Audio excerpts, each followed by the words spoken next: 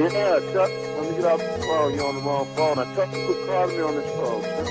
No, you ain't tell me that. All right, okay, boss. What you want to do? You put me in the room? Take him to the house and then call me when they get to mine. I already got me already, boss. Oh, I don't know how to tell you, but I got this motherfucker stuffed like a motherfucking baked potato. do what you gotta do. Get out the here so we can breathe. We're being humble, man. Humble got me fucked over. Everybody move like brothers, and then everybody from different places. Milwaukee, St. Louis, Detroit, Texas, Atlanta, Cali, you know what I'm saying, Florida. We got people from everywhere, and everybody move as one. Everybody is prospering in some kind of way, in their own way. Every man plays his own role, and everything starts with the leader. I'm a good leader, so I got good people that follow. You know what I'm saying? It's simple.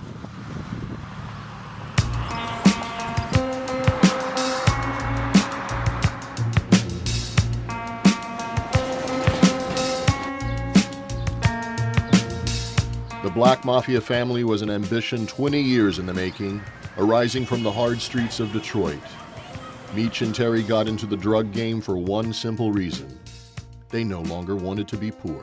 By the late 80s, Meech and Terry led a small drug ring, peddling crack cocaine at local high schools. And that's not to say that everyone who lives in these neighborhoods buys into a criminal lifestyle. But in a lot of these neighborhoods where money's scarce, opportunity is scarce, most of those people, if you called them on it and said, how can you allow this stuff to happen right outside of your home? Most of them would turn around and say to you, well, how can you criticize me for this when I have nothing? Terry and Demetrius Flannery grew up in the hard-scrabble area of southwest Detroit, right up against the cities of Ecorse and River Rouge. Very blue-collar, tough area. And they grew up on a dead-end street, 1555 South Edsel, a gray, nondescript home at the end of the street. You know, Meech had told me the gas would get turned off in the winter, they'd have no heat, you know, and he watched his parents who worked have to struggle through that. I mean, he told me straight up, he's like, yeah, a job at McDonald's wasn't gonna cut it. I learned that. There was another route for me. He's very unapologetic about that. You get the Flannerys back in the 80s, you get a couple guys who are kind of independent traffickers out there moving kilos and making a buck, but they don't have this monstrous organization and don't have the leadership skills and aren't as charismatic as they are in 2000. You have reached the Sprint voice mailbox of 6331. To leave a voice message, press 1 or just wait for the tone. White boy, SOS, she left me in the jungle, man. It's the jungle out there, man. If you are satisfied with your message, press 1 to listen to your message. The Flannery brothers were on DEA's and IRS's and other law enforcement agencies' radar for quite some time. The Detroit DEA, headed by case agent Bob Bell, had been investigating another drug trafficking crew called the Puritan Avenue Boys. In fact, Demetrius Flannery was arrested along with a Colombian in Detroit back in 1994. However, there wasn't enough evidence to charge him. So there was information out there for years about the legend and the prowess of the Flannery brothers. They had become too big and too prolific, and it needed to be investigated. I know they watch. I know they watch. I know they watch. I know they watch. I know they watch. In a complex case like BMF and tracking down the two brothers, there were numerous vital steps that the DEA took that enabled them to put together a case that stands close to 10 years and involved the efforts of numerous branches of local and federal law enforcement. And it was a logistical nightmare, and the only way we were successful was by working together with our DEA counterparts, IRS counterparts, and other law enforcement counterparts all over the country. As far as nationwide investigations, this is, you know, the biggest one I've ever been involved with. And we built that relationship up, built up trust, and we shared information seamlessly. You know, my job is putting pieces of a puzzle together. A huge organization that's stretched across the whole United States. You just don't put that together in one day. It takes a lot of time, a lot of man-hour, a lot of cooperation with all the federal agencies and local PDs. If at any time anybody any law enforcement wanted to take down their part of the case, this case would not have ripened to its fullest extent. With the constant threat of law enforcement, snitching, and violence, Meech and Terry needed unwavering loyalty from their crew. Meech's natural generosity was the greatest reinforcement. It don't make no difference if you the maid or if you the motherfucking bodyguard. Everybody get extras around here, friends benefits. I'm driving this tonight. It's gonna be like, who is that? That's Blue with the GT Coupe. Anything that you can do to engender loyalty is going to work in your favor. Companies and corporations do it through incentive programs and bonusing. In the criminal underworld, people do it through relationships. Hello? What up, though? What up, though? Now I just call and let you know, man. Pulled over in my truck for about 2-3 hours now, man. That's crazy, but that's the type of shit they do, though. They ain't find nothing in the truck. They ain't said shit about the tinted windows, but they claim that they smell marijuana in my truck, and I don't even smoke in my truck. That's terrible, that's terrible. But it ain't nothing in there, so they do it like dickheads.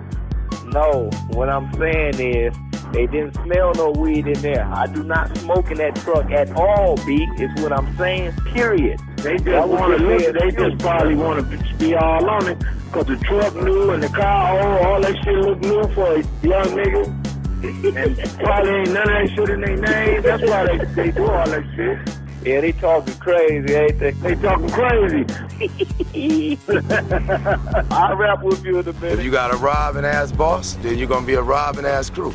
If you got a real boss who know how to sacrifice and take the bad along with the good and show his crew know how to be men, then this what you get. Everybody shining like new money. Another thing they would do is to build loyalty amongst its members by actually putting family members of defendants, organization members, on a stipend. In fact, one recorded call, Terry was talking to a defendant who was getting ready to go in for to serve his sentence. Terry offered to pay Benjamin Johnson's wife about $6,000 a month while he was away. $72,000 a year tax-free isn't bad to get by on. They really produce loyalty through reward rather than through the threat of punishment. Their organization gave notoriety to people who felt they were part of something exciting and important. They were very generous with those around them. They provided a lifestyle. A lot of time was spent at clubs. There were a lot of women around. You know, a lot of these guys on the lower level, when they were part of this particular group, BMF, they had status when they walked through the door. Where's the Black Mafia family at in this motherfucker? In BMF, if there wasn't a written code, there was definitely a spoken one. They were all brothers. They all moved together. Meech preached that jealousy, envy, or the distraction of women among the crew members was not welcome at all. We don't fall out over no girls. We hit them all. They hit my hoes, I hit they hoes. The ones that don't want to be shared, then that's your own personal one. Other than that, then we ain't falling out over no hoes.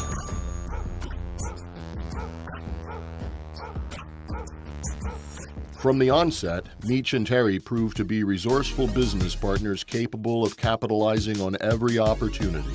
When Terry was younger, he was a bystander to a shootout, and his right eye was grazed by a stray bullet. Doctors botched the surgery, and he was awarded a cash settlement, so he used that money to establish a legitimate sedan service in Detroit. The sedan service not only provided a legitimate front to wash the drug money, it provided a discreet method to transport large quantities of drugs. But that actually became sort of the skeleton of much more advanced fleet of vehicles that would eventually move thousands of kilos of cocaine across the country. Yeah. Hey, boss. Did the black car get there yet? No, the black car, no, it's not, but the gray one left yesterday. All right, that's good. Ask Lou, do they want to go home or do they want to get in the black car when they get there? He said he'd rather go home. He said he got some things they got to take care of. All right. I tell them to go home while I have Papa take care of them. Prior to the PA Boys' takedown, law enforcement had perceived the brothers as mid-level traffickers, small-time players in a much larger stage. In the mid-90s, these guys are at times delivering $200,000-$300,000 to individuals who are sending that money down to St. Louis and on to Colombian sources. That's who they are. But as the DEA started to build contacts and sources, an entirely new image was coming to light. What happens is in December of '03, early '04, Bob Bell, the other DEA agents, they start contacting their sources to try and get as much information as they can on the Flannery brothers. Now they start hearing stories about how Terry's got a mansion out in California. Meech has got places down in Atlanta. They're driving all these high-end vehicles. That's what you're hearing from sources. For years, Terry and Demetrius Flannery attempted to live like ghosts. Going back probably 10 years worth of income tax return records, there were no records of them ever having filed. Along with that, they each had about at least 5 or 6 aliases and had that many different fictitious driver's licenses in several different states.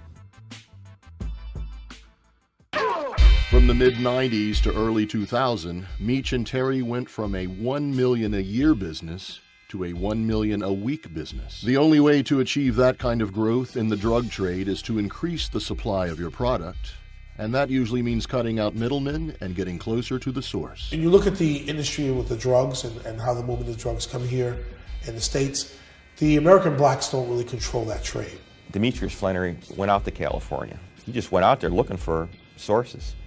He hooked up with one of the co-defendants, Wayne Joyner, California guy who knew some Mexicans. Meech and Terry may never have risen above middle-class dealers had they not met Wayne Joyner. He became one of the Flannery brothers' key people. Wayne Joyner was a drug trafficker from California who had good connections. He knew guys that could do houses, he knew the car guys, he knew the Mexicans.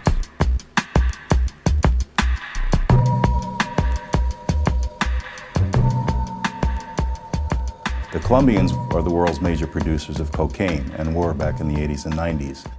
But when the DEA started to really hammer the cartel's transportation through the United States in the Caribbean and Florida, then the Mexican trafficking routes became more important, and they started paying the Mexican traffickers to take the cocaine into the United States through Mexico. Eventually, the Mexican cartels took over all of the transporting of the cocaine and getting it into the United States, about 90% of all the cocaine. Securing the Mexican source provided Meech and Terry with almost an unlimited supply of uncut cocaine for a substantially lower price than they could get from any U.S. distributors. That they were purchasing at the time for $15.5 per kilo, and the BMF organization was moving at least 600 kilos a month. This allowed them to literally corner the market. Not every even top-level drug dealer in a major city ever gets to that point. You have to have something special to get the trust of the cartels. They expanded their enterprise, establishing hubs in 11 states to unload their product. Terry moved to California to receive the bulk shipments, and Meech moved to Atlanta, which was an ideal distribution hub for all of Eastern America. There's about 10 different highway routes that you can take out of the city to get out of here. And that route going from Florida all the way up through to New York, Philadelphia, and Boston, you got to go through Atlanta to get to those places. It's just physically, it's a great place to be. And also, it's a big enough city and already has enough of a drug culture of its own to provide cover for those people who are moving through the city itself. Atlanta was definitely becoming a strategic location for the drug trade, but the culture attracted Meech too. By the late 90s, Atlanta had become a hotbed for activity for the hip-hop industry. Rappers were playing the streets with mixtapes, and famed producers like Jermaine Dupri, Outkast, Goody Mob, and Ludacris were attracting national attention. Hip-hop as a business has two very distinct worlds: the streets and the boardroom. As it became mainstream, hip-hop started generating more money than anyone expected. With the connection to the streets comes the element of the criminal underworld. There is no secret that hip-hop record labels were being started with drug money. Jay-Z, for example, has always been honest about his previous life and how he left paper bags filled with cash for radio DJs. Meech, too, was captivated with the allure of the music industry, and as he gained more money and power through his ever-expanding drug empire, he set his sights on conquering a new frontier. When the Detroit DEA decided to investigate the Black Mafia family, they knew the organization was going to be tough to penetrate. It was such a tight-knit group. There was no way to get somebody in. We could make buys from the underlings, but as far as getting somebody into the organization itself, it wasn't going to happen. But early on, Bob Bell and his team got a lucky break. Using confidential informants enabled the investigation. They were able to identify a phone number for a BMF manager named Benjamin Johnson. Shortly after, they successfully got a court-ordered wiretap to listen in on his phone calls. After only a few short weeks, the Detroit DEA struck gold. A couple of weeks into the wiretap, we intercepted a call, and we didn't have the person's name, but we immediately knew that it was Terry Flannery by his commanding voice and Benjamin Johnson's respect and deference for Terry. What up, though? I need to fly to Florida and drive this car back to Detroit for me. Okay, when you need me to do that, sir? As soon as possible. Okay, that's not a... Fly to white boy. Yes, sir. You gotta drive this car like you got some sense, because a hurricane gonna come that way. Okay. We immediately knew we had Terry and knew we had an important phone to target for the next wiretap. Getting a wire on Terry's phone was the turning point in the DEA's investigation. They had finally infiltrated the inner sanctum. For Meach and Terry to successfully run a nationwide trafficking organization, they needed to establish a protective infrastructure. They set up stash houses in key hub cities, always in other people's names, and usually in mansions and upper-class neighborhoods. There is something that you get for living in those kinds of neighborhoods, and one of them is it's a safe place, not just in terms of keeping it away from the police, but in terms of keeping it away from other offenders. Somebody knows that you got $9 million worth of drugs in your house. They're gonna come looking for it. The various stash houses had nicknames. There was the Elevator, the Gate, the White House, and then there was the infamous Space Mountain, a modern multi-million-dollar enclave that had a perfect wraparound driveway for limos to deliver 200 kilograms of cocaine, located in the heart of Buckhead, the wealthiest neighborhood in Atlanta. Buckhead residents are snooty. They don't like outsiders, but how a large national black organization managed to, with the flash and the bling and the rims and the cars and the girls, how they managed to do this and nobody complained in a neighborhood where they complain if your dog walks on your curb. Even the day we took everything down, we had more people on our backs about that. You know, we were making noise. But it was like, yeah, we made noise, but they never complained about him. In charge of the stash house was Jabo Brown, Meach's second in command. Jabo was really just kind of being the general manager of BMF. He would be like at the stash houses when the drugs would arrive. Like Meach would never be in the same room with drugs or anything like that. So it's almost like doing some of the dirty work that Meach really couldn't do or wouldn't do. So he was the guy who was really just running the ships for him. Another innovation that the two brothers used, which was not all too uncommon, was sophisticated traps in their vehicles to hide the cocaine and the money as they moved city to city. When you have cars like this and they want to build secret compartments, how does that work? You have people that sell jewelry for a living. They need to carry around their products. They need to carry around money. Sometimes they have weapons for their personal protection. It varies according to what you want to put into the vehicle. Basically, in a vehicle like this, you know, we could take this entire area. We could take that carpet and we can cut it. We can reattach it to a piece of aluminum and bolt that to a welded enclosure under the vehicle. Then we can make that piece pop open. We can make it motorized up. We can make it airtight. We can make it waterproof. We can make it however you want it, and it would look like there's nothing there. You could take this vehicle back to GM and they wouldn't even know it was there. They had a Lincoln limo. They had about $1 million in a secret compartment, and no one was able to find this money until 2 years later. They can be built that sophisticated? Yeah. Every vehicle was a moving trap. They were amazing. I mean, I had to admire their ingenuity. They had real strict rules about like nobody who's below this level of management can even know how to open the traps that they had installed in these cars to access the drugs. I mean, which would basically be like, okay, put the car in reverse, turn on defrost, hold a magnet up to the dash, and turn on the windshield wiper. These traps were high-tech, very sophisticated, electronic, hydraulic. Some of them had vacuum pumps in them to try to overcome or thwart drug-detecting canines. It would make it difficult. We were able to seize a Hummer limo, and notwithstanding the best efforts of law enforcement to find the secret panels, we managed to miss it. I think a year or so later, the man who bought the limo managed to find the $1 million in it. To leave a voice message, press 1 or just wait for the tone. White boy, SOS, she left me. To leave a voice message, press 1 or just wait for the tone. White boy. SOS, she left me in the jungle, man. It's the jungle out here, man. If you are satisfied with your message, press 1. To listen to your message. On October 28, 2005, the long-awaited federal indictment for Demetrius and Terry Flannery was unsealed. 25 BMF members were initially charged with a range of felonies, including money laundering, conspiracy to distribute cocaine, and for the brothers, running a continuing criminal enterprise.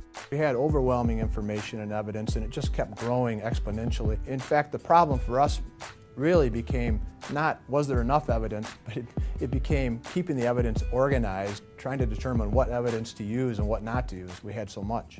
The DEA's case was based on wiretap evidence, both on Terry's and Meech's side of the organization. The IRS had compiled a massive amount of evidence demonstrating that the two brothers had been hiding and laundering huge sums of money, proceeds from illegal drug operations. Together, the DEA and the IRS had coordinated local police departments from all around the country and amassed enough evidence to demonstrate the extraordinary reach of the Black Mafia family. On initiating the investigation, Frank and myself and other agents went to great pains to try to identify random law enforcement contacts with members of the BMF. And in fact, we were able to identify approximately or more than 500 kilograms worth of seizures from random law enforcement activity and several $1 million worth of money seizures. We knew who the players were as far as when we know somebody got stopped. Okay, we know that that guy was associated with BMF. Now let's backtrack and find out exactly how he was tied in. Analysis would be done of the phones they were carrying, and the address books would be looked at, and there would be a common theme in the names that were stored inside the cell phones. Investigation from there on the vehicles and the titles and the ownership often led to tying those vehicles and those individuals and those seizures back to the BMF. On the lead up to the takedown, tensions were high. Years of hard work had gone into the investigation. They needed to catch Meech and Terry. It was a concern that Terry and Demetrius might get away. They had passports. They were worldly. They had traveled to Europe and elsewhere and had the means to disappear. And if they disappeared, my way of thinking is that the case was a failure. But the marshals doing what they do well, they came up with some information about Demetrius's whereabouts. They actually arrested Demetrius in Frisco, Texas on October 20th. Terry was taken into custody in the St. Louis, Missouri area the day of October 26th. And in pretty short order, we had all 25 of our defendants off the Detroit indictment in pocket. Several of the 25 defendants immediately began to cooperate with the DEA, including one of Terry's most trusted managers. This whole death before dishonor, you know, that's all good when the money's flowing. But when the money dries up and there ain't nobody looking out for you, and then you yourself are looking at a pretty long sentence, the way I look at it, it's every man for himself. We just really trying to motivate niggas and let niggas, know that niggas is really out here getting it like this, man. It ain't hard to get. The shit ain't far away. All a nigga gotta do is get on a real serious grind, man, with a real group of niggas that ain't gonna fucking tell, nigga. Another key defendant that turned was BMF's CFO, William Doc Marshall. Bill Marshall, not unlike many other defendants in this investigation, began to cooperate, essentially looking for a way to reduce his future prison sentence. He really laid out a lot of the financial stuff of the BMF organization. He really filled in the holes as far as how the straw buyers worked, how they moved money from city to city. His information was very useful going forward, and we went from 25 defendants to where we ended up, which was the conviction of 66 defendants in Detroit alone. With the help of Doc Marshall and other cooperating defendants, the DEA was able to effectively dismantle the Black Mafia family. All in all, 125 members, associates, and relatives were indicted and convicted. Out of the 125 members indicted, only 8 went to trial. Just 2 days before their trial dates, Meech and Terry both pled guilty without cooperation. They were sentenced to 30 years.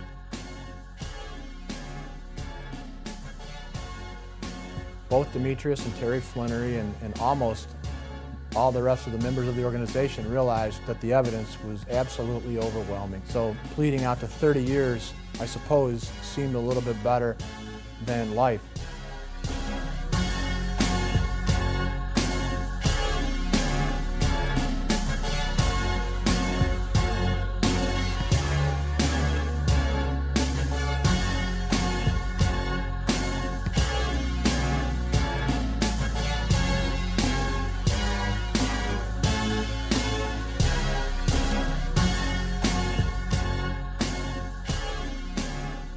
The financial judgment in the indictment and what the Flannerys took responsibility for when they pled to 30-year prison terms was $270 million. And if you conservatively convert those dollars into kilos, we're talking about the distribution of between 15 and 18,000 kilograms of cocaine was during the life of this conspiracy. And this, one of the largest homegrown domestic distribution organizations in the history of our country. I wish I could be there tonight, but God knows I wish I could be there tonight. But one day soon, I'll be there with God's blessing. I just want to thank everybody for coming. Hope they enjoyed it. Don't want to take up no more of your time. Just have the time of your life, and I'll see somebody in the morning.